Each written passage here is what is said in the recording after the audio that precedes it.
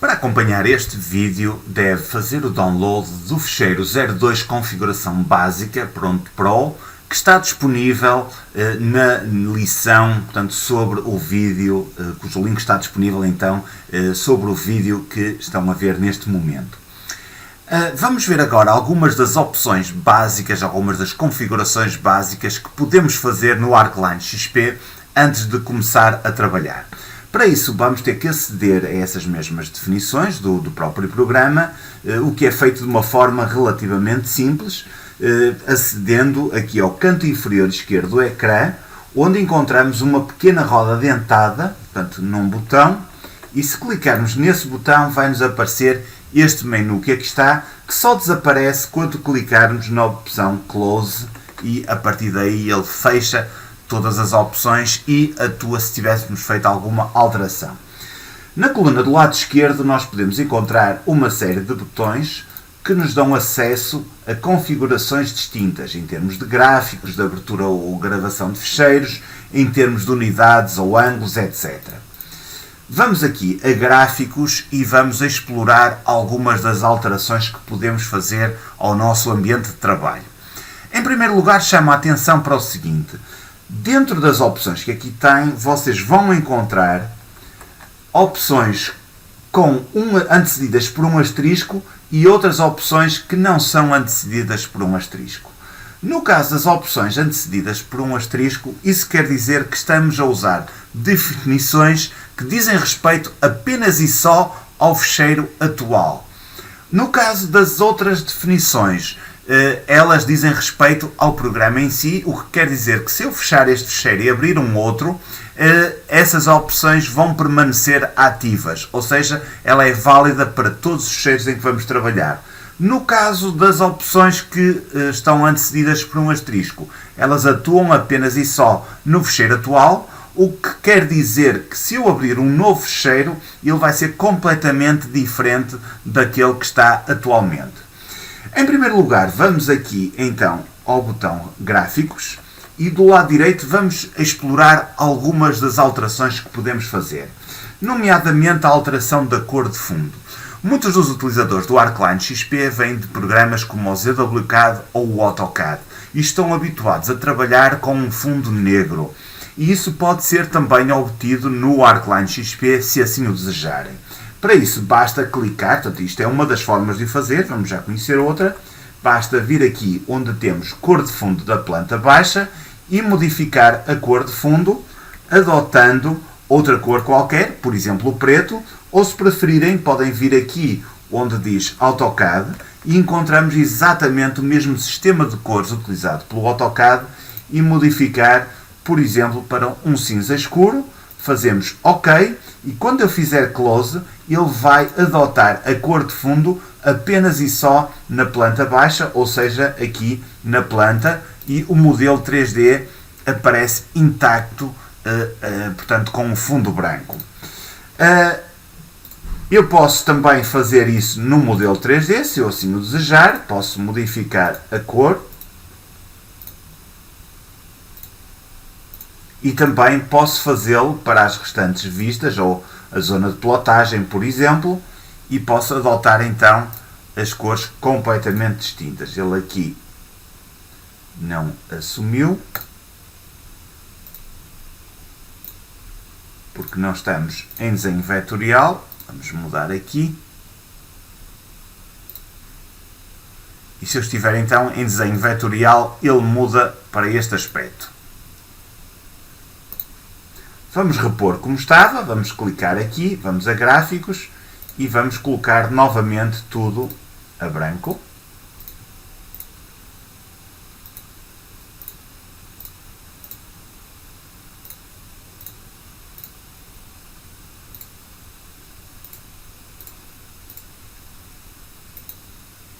E aqui está então o interface. Portanto, podem utilizar as cores que assim o desejarem.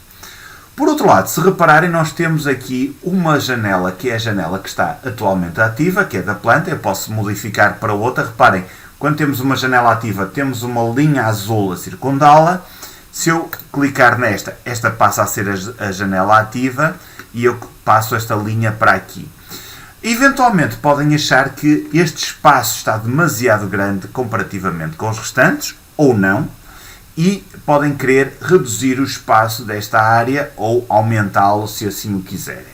Como é que eu faço isso? Basta vir aqui outra vez às definições e na área gráficos encontramos aqui uma área que diz definir o tamanho da visualização ativa em percentagem, que nós podemos modificá-la, por exemplo, de 70% para 50%, ou seja, metade da área disponível de trabalho, e eu faço close e, como podem ver, ele reajustou. Portanto, esta área ativa passou a preencher 50% da área do meu ecrã, enquanto as outras duas preenchem em conjunto os restantes 50%. Vamos ver outras definições que podemos utilizar e que nos podem ser úteis. Eu tenho este desenho configurado para ser trabalhado em metros, mas eventualmente eu posso querer trabalhar em milímetros ou centímetros. Isso pode ser configurado também nas definições. Portanto, vamos aqui ao canto inferior esquerdo do ecrã, clicamos na roda dentada e desta vez já não fazemos a configuração em gráficos, mas no botão unidades.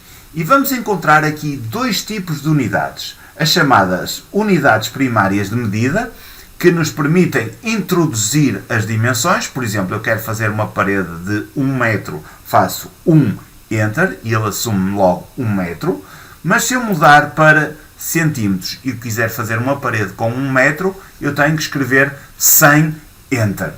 Da forma como está atualmente a minha configuração, eu tenho a unidade primária de medida em centímetros, mas tenho o desenho de unidade de comprimento específico em metros. Isso o que é que quer dizer?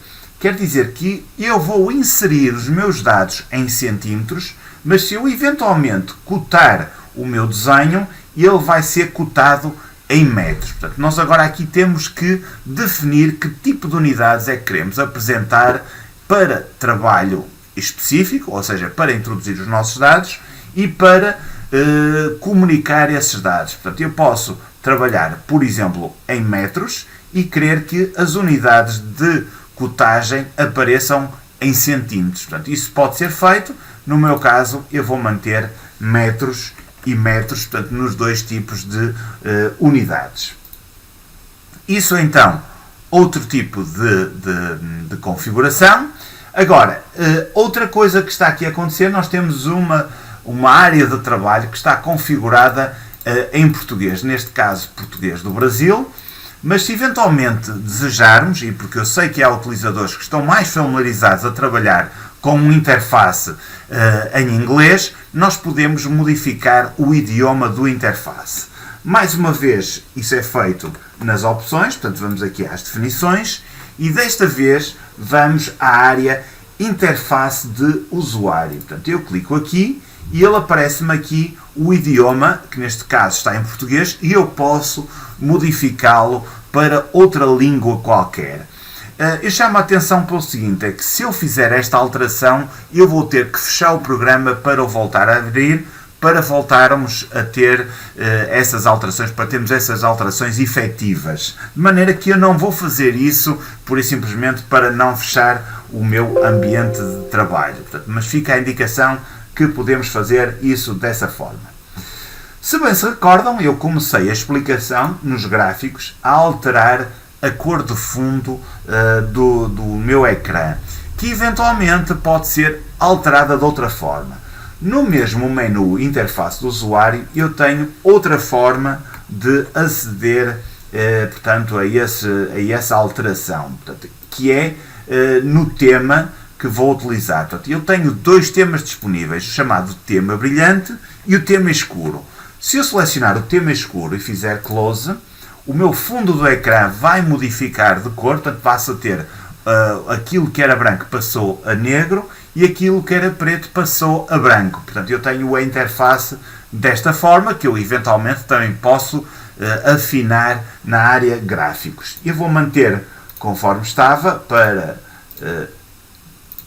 manter o interface por defeito, portanto, mas também temos então este tipo de configuração disponível. Por último, vou explicar como é que vamos ativar uma barra que aparece nas versões anteriores do ArcLine XP. Eu estou já a trabalhar aqui com a versão Trial, portanto a versão beta do ArcLine XP 2024, mas quem fizer o download da versão 2023 ou versões anteriores, ou tiver essas versões, há de reparar que desapareceu no canto inferior direito do ecrã um menu chamado o Navigation Bar ou Navibar. Essa barra pode ser restituída no ArcLine XP do seguinte modo. Portanto, vamos às opções do programa, portanto, clicamos na roda dentada, selecionamos Interface de usuário e aqui vamos encontrar uma opção que diz Navibar é visível, que estava desativada e que eu vou ativar novamente. E se eu fizer Close, aqui está, vai-me aparecer no canto inferior direito do ecrã a chamada Navibar, que tem algumas funções que nós vamos explorar num próximo vídeo.